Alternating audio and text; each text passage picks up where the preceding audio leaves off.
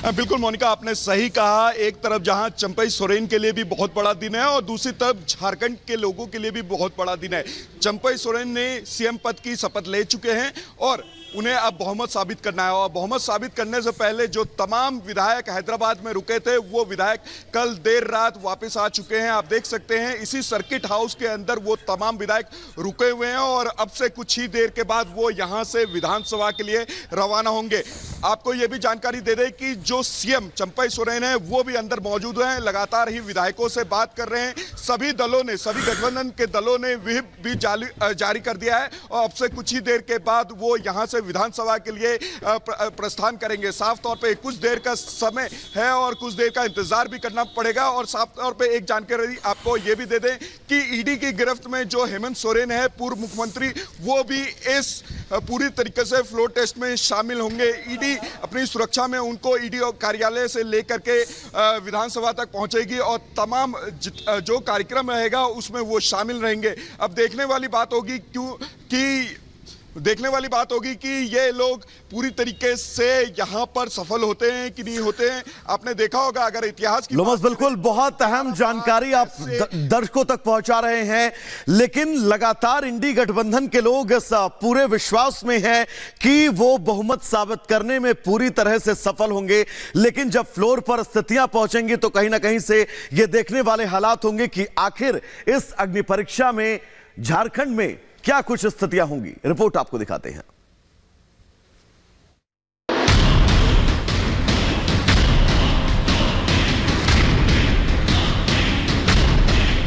झारखंड में चंपई सरकार की अग्नि परीक्षा।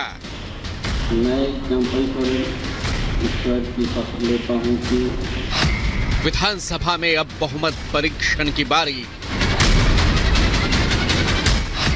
बहुमत का दावा, रांची वापस लौटे विधायक। झारखंड में आज चंपई सोरेन सरकार की अग्नि परीक्षा है। विधानसभा में चंपई सोरेन सरकार को अपना विश्वास मत हासिल करना है। सरकार के शपथ ग्रहण के बाद टूट से बचाने के लिए हैदराबाद भेजे गए विधायक भी रांची वापस लौट आए हैं। आज साफ हो जाएगा कि चंपई सोरेन सरकार के बहुमत के दावों में आखिर कितना दम है। हालांकि झारखंड मुक्ति मोर्चा के विधायक और नेता ऑल इज वेल का दावा कर रहे हैं। अब विधानसभा के पटल पर हेमंत सोरेन की मौजूदगी में आज ये साफ हो जाएगा कि चंपई सोरेन को सत्ता सौंपने का उनका निर्णय पार्टी को एकजुट रखने में कामयाब रह पाता है या नहीं। जेएमएम का दावा है कि बीजेपी ने झारखंड की सरकार को गिराने के लिए ईडी की मदद से जो साजिश रची वो फेल होने जा रही है। झारखंड ने बीजेपी को बता दिया है कि यहां ऑपरेशन लोटस सफल नहीं होगा। वहीं झारखंड मुक्ति मोर्चा सरकार के बहुमत परीक्षण को लेकर कांग्रेस ने भी हुंकार भरी है। कांग्रेस नेता जयराम रमेश का कहना है कि हमारे पास बहुमत है। आज विधानसभा में ये साबित हो जाएगा कि झारखंड में हमारी ही सरकार रहेगी। ये कॉन्फिडेंस तो इस बात से आपको समझना होगा कि जो बीजेपी की प्रयास थी वो असफल रही। तमाम जो गठबंधन के एमएलए गण सब एकजुट रहे और फ्लोर टेस्ट में भी वो साबित हो जाएगा। फ्लोर टेस्ट तो हम जीतेंगे, बहुमत तो है। 81 सीटों का असेंबली है, उसमें बहुमत हमारे पास बिल्कुल है, हमें पूरा विश्वास है। और देखिए, हेमंत सोरेन जी को भी अनुमति दी गई है स्पेशल कोर्ट की ओर से। तो ये सब क्या दिखाता है? ये तो ईडी का एक षड्यंत्र है, मोदी सरकार का एक षड्यंत्र है।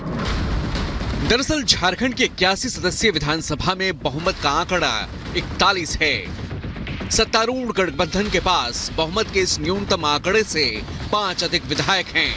विधानसभा में 81 सीट में से 1 सीट खाली है, इसलिए 80 सीटों की गिनती पर बहुमत का आंकड़ा 41 होता है। झारखंड विधानसभा में झारखंड मुक्ति मोर्चा के 28 विधायक हैं, कांग्रेस के 16 विधायक हैं, आरजेडी का विधानसभा में 1 विधायक है, तो वहीं सीपीआई-एमएल के भी 1 विधायक जेएमएम का सहयोगी है। बीजेपी और सहयोगी दलों के विधायकों की संख्या 29 है। तो वहीं अब चंपई सोरेन के लिए एक राहत की खबर सामने आ चुकी है। लोबिन हेम्ब्रम ने सरकार को समर्थन देने का ऐलान कर दिया है। अभी जो माननीय मुख्यमंत्री चंपई सोरेन जी ने जो शपथ लिया है, तो मैं खुश हूँ और मैं तहे दिल से इनको मैं समर्थन दे रहा हूँ। झारखंड के बहुमत परीक्षण में पूर्व सीएम हेमंत सोरेन भी शामिल होंगे।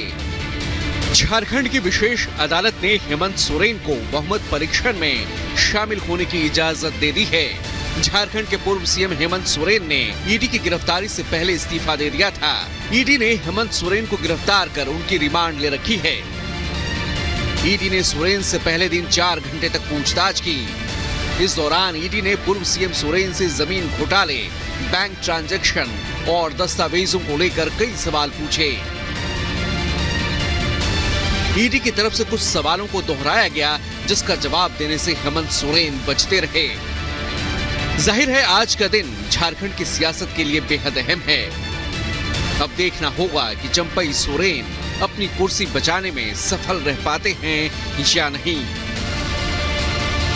Bureau report, Republic Bharat.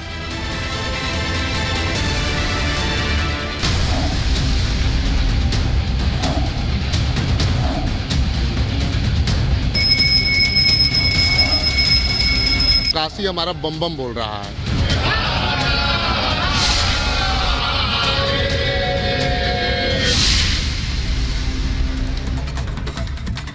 और चलिए अब आगे बढ़ते हैं, बात ज्ञानवापी की करेंगे, जिस पर आज सुप्रीम सुनवाई होनी है। दरअसल आज हिंदू पक्ष की याचिका पर सुनवाई होनी है, जिसमें ये तय होगा कि जो वजू खाना है, यानी कि जो सील्ड एरिया है जहां पर कथित शिवलिंग की बात निकलकर सामने आई थी, वहां पर एएसआई सर्वे कराया जाए या फिर नहीं कराया जाए, क्योंकि हिंदू पक्ष ने इसको लेकर याचिका दायर की है कि सील एरिया का भी एएसआई सर्वे हो। और ऐसे में इसी पर आज सुप्रीम कोर्ट में सुनवाई होनी है कि सर्वे होगा या नहीं होगा। जो हिंदू पक्ष की मांग है वो मानी जाएगी या नहीं मानी जाएगी, ये आज सुप्रीम कोर्ट तय करेगा। ज्ञानवापी पर आज सुप्रीम कोर्ट में सुनवाई होनी है और इस पर सभी की निगाहें टिकी हुई हैं, क्योंकि जिस तरीके से एएसआई सर्वे रिपोर्ट निकलकर सामने आई, उसके बाद जो उम्मीदें हैं वो उम्मीदें हिंदू पक्ष की और भी ज्यादा बढ़ गई हैं। और यही एक बड़ी वजह है कि अब सर्वे कराने की मांग सील एरिया की भी हिंदू पक्ष करता हुआ नजर आ रहा है।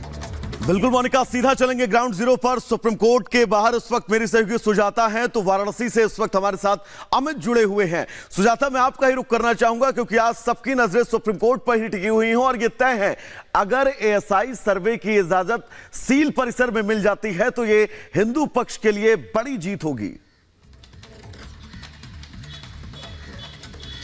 बिल्कुल मोनिका और वैभव, देखिए दोनों ही पक्षों को, हिंदू पक्ष और मुस्लिम पक्ष दोनों को ही न्याय की उम्मीद है सुप्रीम कोर्ट से। जो एपेक्स कोर्ट है, जो सर्वोच्च अदालत है, उनसे दोनों ही पक्ष न्याय की उम्मीद कर रहे हैं। और ज्ञानवापी मामला एक अनोखे मामलों में से है जो 3 तरह की अदालतों में चल रहा है। जिला अदालत में, हाई कोर्ट में और सुप्रीम कोर्ट में अलग अलग मामले चल रहे हैं। और आज हम सुप्रीम कोर्ट की बात करें तो 36 नंबर पर यह क्यू है और सीजीआई की अदालत में इसकी सुनवाई होने वाली है। और बहुत सारी चीजें हैं। पहले तो जो वजू खाने वाला इलाका जो सुप्रीम कोर्ट के आदेश पर सील हुआ था, उसका सर्वे कराने की अब मांग जो हिंदू पक्ष कर रहा है। इसके अलावा मुस्लिम पक्ष ये कह रहा है कि जो तहखाने में पूजा पाठ की इजाजत दी गई उस पर रोक लगाई जाए, तो वो एक याचिका है। एक और है कि पिछले महीने 16 जनवरी को अदालत ने आदेश दिया था कि जो वजू खाने वाला सील एरिया है, प्रशासन उसकी सफाई कराए। तो कोर्ट पहले यह भी पूछेगा कि आपने वो काम कर दिया है क्या।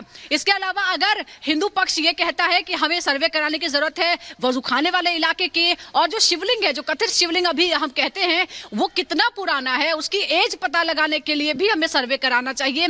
तहखाना एक खुल गया है व्यास जी का, लेकिन अभी 10 तहखाने और हैं, उनको भी खोलने की मांग हिंदू पक्ष की तरफ से की जा रही है। ये मांग बहुत सारी हिंदू पक्ष की तरफ से की जा रही है, लेकिन ये मांग मानी जाती है या नहीं मानी जाती है, ये सुप्रीम कोर्ट तय करेगा। अमित वाराणसी से बने हुए हैं। अमित, वाराणसी की बात करें तो देखिए, उम्मीदें हिंदू पक्ष की और भी